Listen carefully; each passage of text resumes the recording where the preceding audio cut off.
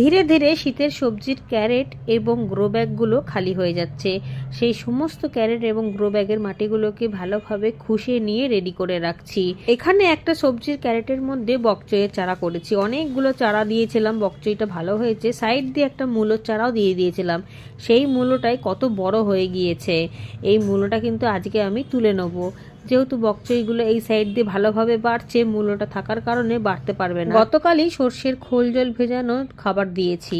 বকচইগুলো যেহেতু এখনো অনেক ছোট আছে, খাবার পেলে দুর্দান্ত চেহারা নিয়ে বাড়বে। এদিকে গ্রো ব্যাগগুলো যেগুলো খালি হয়ে গিয়েছে সেগুলোর মাটি খুশে নেবো।